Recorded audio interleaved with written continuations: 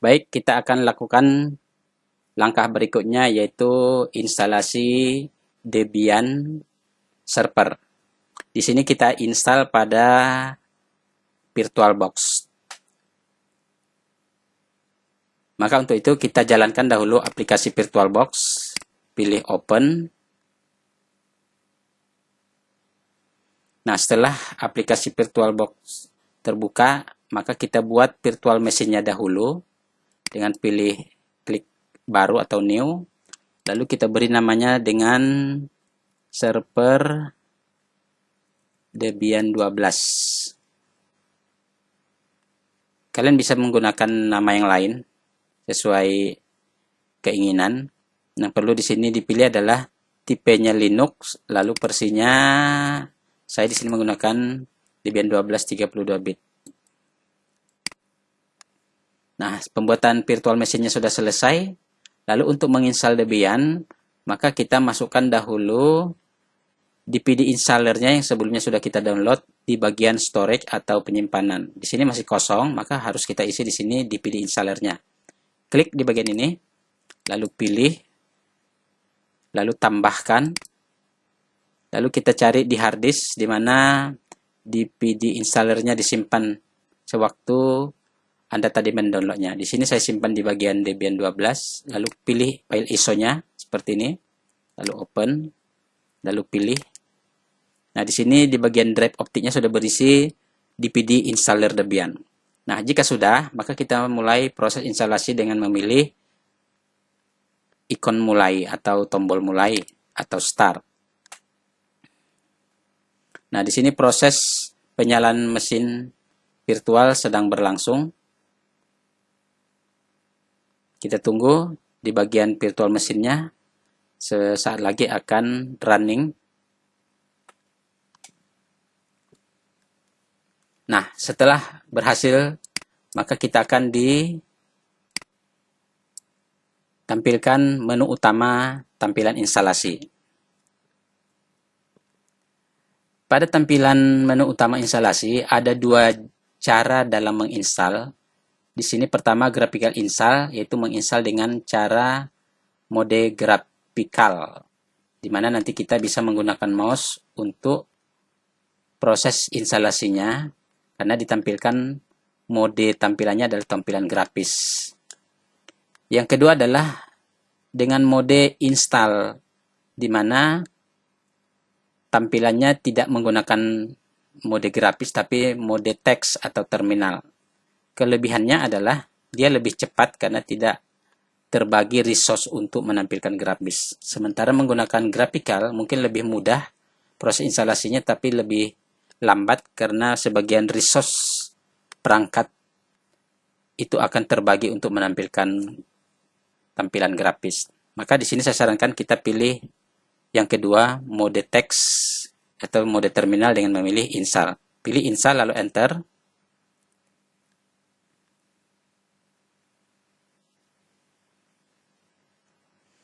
Langkah berikutnya adalah kita gunakan keyboard, pilih bahasa yang digunakan untuk proses instalasinya, kita pilih English. Lalu untuk pemilihan country atau teritorial atau negara, di sini kita gunakan Indonesia. Karena Indonesia belum ditampilkan di sini, kita pilih di bagian terakhir yaitu other. Lalu kita pilih Asia. Lalu di sini baru tampil Indonesia. Enter. Kemudian country to bus default-nya kita pilih yang umum yaitu United States. Lalu konfigurasi keyboardnya kita pilih American English yang standar.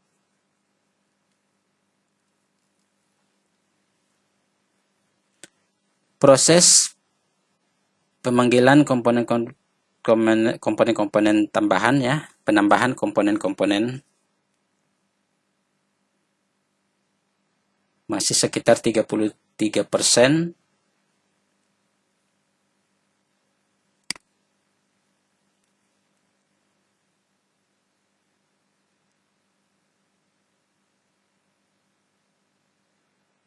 Kita tunggu proses pendeteksian perangkat-perangkat di sini. Nah, Konfigurasi pertama setelah pemilihan keyboard, maka pemberian hostname. Nah, hostname di sini kita sesuaikan dengan identitas kita. Saya di sini menggunakan HAP, kalian boleh menggunakan nama yang lain. Pastikan di sini hostname menggunakan huruf kecil tanpa spasi. Lalu enter. Untuk domain name nanti kita kosongkan dahulu, bisa dilaksanakan nanti di proses konfigurasi server. Continue. Lalu pembuatan password. Password ini sangat penting yang akan kita jadikan untuk password user root. Jadi di sini ada password yang harus kita masukkan untuk user root. User root itu adalah user yang memiliki hak akses paling tinggi untuk server kita. Maka kita buat passwordnya bebas, kita membuat passwordnya. Saya di sini menggunakan ROOT, bisa ditampilkan dengan menggunakan tombol tab, sehingga warna merah ini berada pada bagian show password in clear. Untuk menampilkan passwordnya, karena di sini ditampilkan masih tanda bintang-bintang, maka bisa menampilkannya dengan memberikan tanda bintang pada show password in clear dengan tombol spasi di keyboard seperti ini. Nah, di sini passwordnya sudah terlihat. Maka kita lanjutkan dengan continue, enter. Lalu kita masukkan kembali password yang sama, yaitu ROT, lalu enter. Berikutnya pemberian nama lengkap, saya berikan nama Habib Ahmad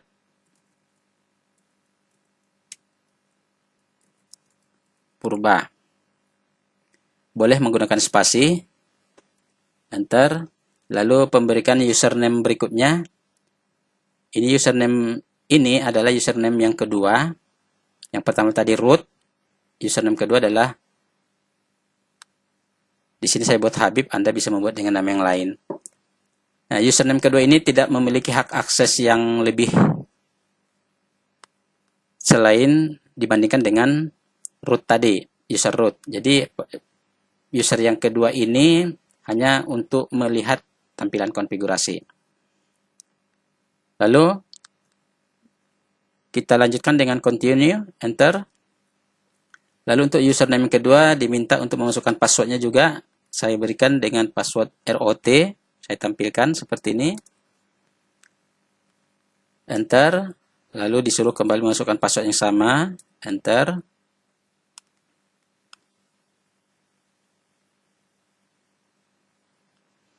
Kemudian pemilihan zona waktu, pilih zona waktu Indonesia Barat, Western, enter.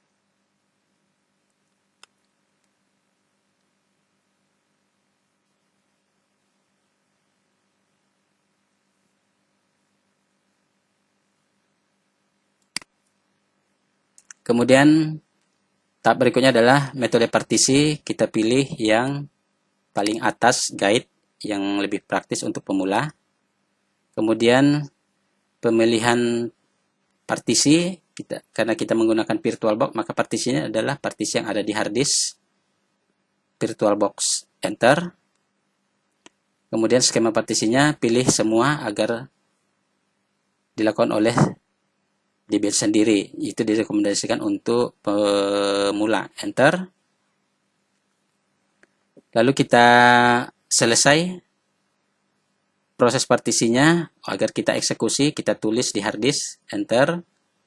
Maka agar dieksekusi dan dilaksanakan di partisi di hard disk, maka kita pilih yes. Proses partisi dan pemformatan hard disk sedang berlangsung, lalu dilanjutkan dengan instalasi sistem utama. Ini memakan waktu mungkin lumayan, masih 53%, sudah 97% untuk installing the base sistemnya.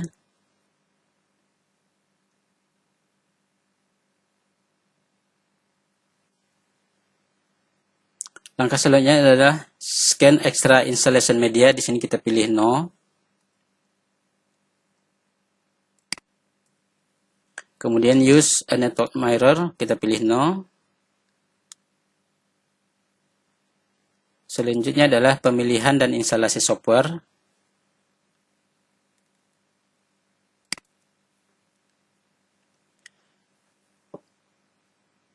Nah, di sini ada tampilan partisipasi in the package usage survey, maka kita pilih yang no.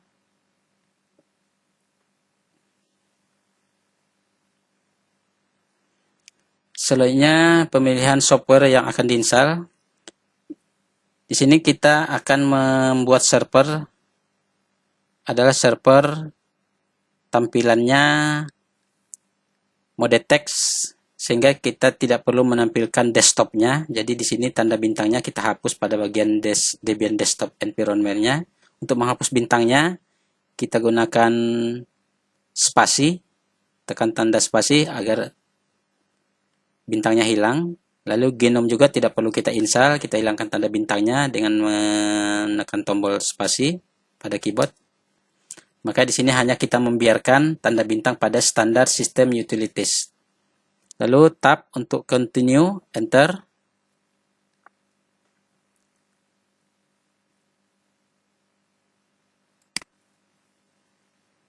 Proses instalasi softwarenya 34%, 75% kita tunggu sampai 100%. Ya, proses instalasi softwarenya sudah selesai.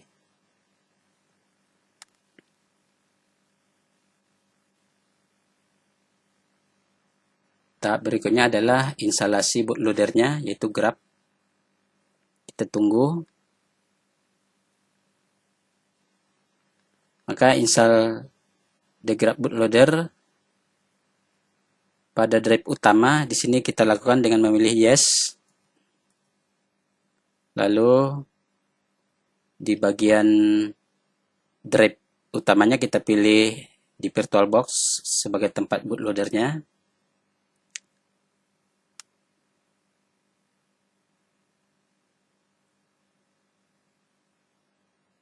Nah, di sini finishing the installation. Nah, di sini kita diminta untuk melanjutkan proses restart. Kita pilih continue. Enter.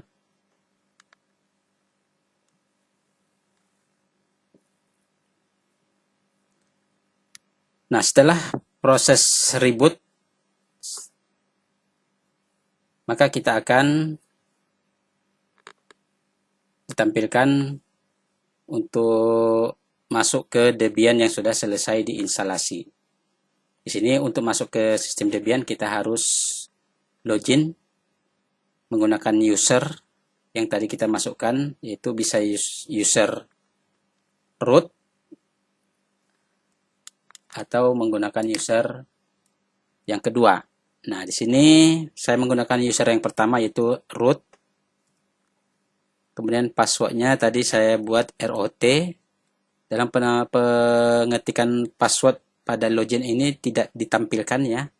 Password yang kita ketikkan tidak ditampilkan, jadi abaikan saja. Kalau misalnya di sini sudah kita ketik tapi tidak tampak, itu di belakang layar itu prosesnya sedang berjalan. Lalu tinggal enter. Nah, jika tampilan seperti ini, maka Debian kita sudah berjalan, sudah bisa kita lakukan instalasi dan konfigurasi untuk layanan-layanan server. Demikian proses instalasi sistem operasi Debian menggunakan VirtualBox. Nanti akan kita lanjutkan pada materi-materi selanjutnya. Demikian, terima kasih. Assalamualaikum warahmatullahi wabarakatuh.